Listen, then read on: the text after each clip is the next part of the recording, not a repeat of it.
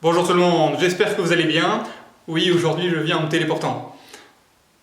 Nouvelle petite vidéo, commentaire de l'évangile du jour, et l'évangile du jour est bien dense puisque nous avons aujourd'hui l'évangile de l'aveugle-né, la longue fresque de l'évangile selon saint Jean qui déploie justement la guérison de l'aveugle-né.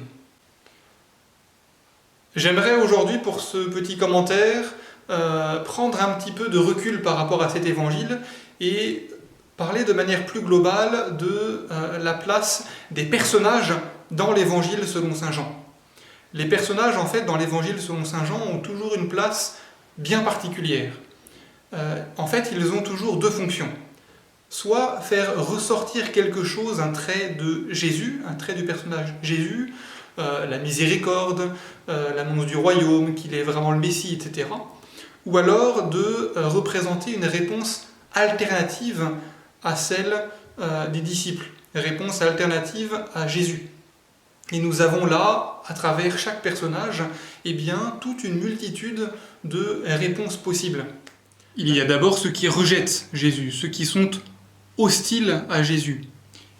Il y a principalement les pharisiens, les scribes dans cette catégorie. Ils ne connaissent pas Dieu, et leur acte final est justement de rejeter cet héritage et d'affirmer d'une manière hypocrite la royauté de César. Nous n'avons d'autre roi que César. Il y a ensuite ceux qui ne s'engagent pas, ceux qui, comme Nicodème par exemple, refusent de faire le pas, par peur peut-être de perdre leur position. Pilate, dit-on, serait dans cette catégorie. Il cherche à libérer Jésus, il cherche, dans l'évangile de Jean en tout cas, il fait tout pour chercher à libérer Jésus, et pourtant, par peur de la foule, il ne fait rien, il s'en lave les mains.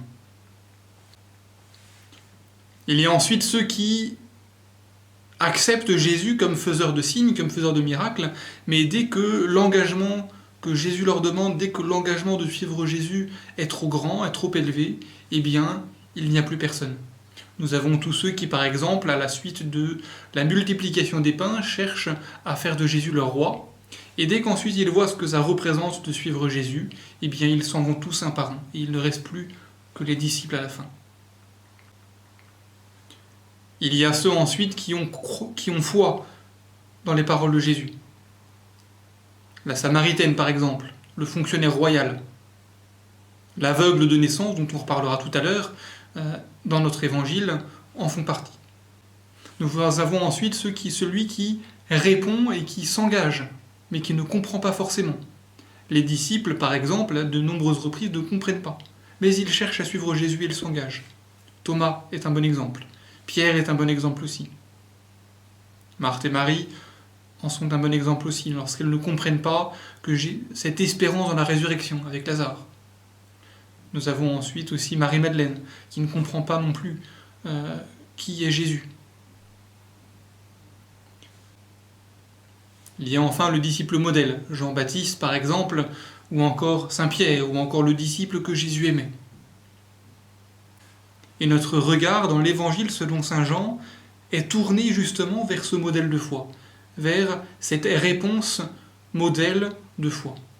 Tout le principe de l'évangile est justement de nous attirer à cette réponse afin que nous aussi nous puissions répondre de la même manière à Jésus.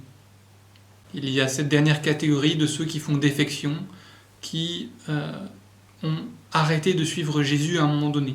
Saint Pierre en a fait partie, il a été ensuite rétabli comme disciple, et Judas, bien évidemment, en fait partie.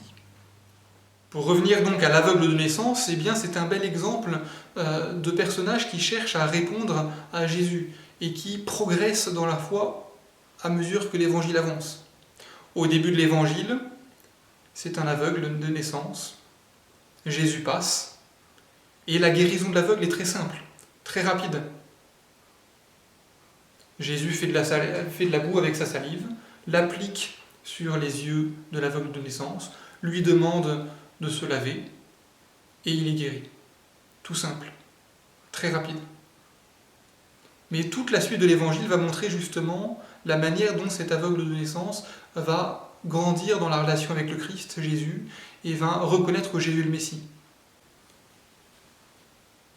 Alors en ce jour, à travers cet évangile, eh bien, nous pouvons nous aussi chercher à entrer en dialogue, en relation avec le Christ, sachant que eh bien, la foi, c'est quelque chose qui se déploie dans le temps et qui grandit avec le temps, dans la mesure où nous cherchons à nous tourner vers Jésus qui passe, qui vient à notre rencontre à travers les évangiles, à travers les Écritures, et qui vient travailler notre cœur.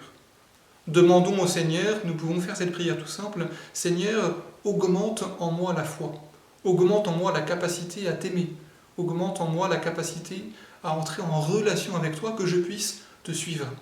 Que l'aveugle de naissance qui nous est aujourd'hui donné en modèle nous invite aujourd'hui à poursuivre notre chemin vers la lumière de Pâques.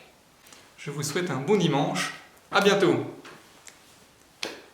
Je vous souhaite un bon dimanche, à bientôt.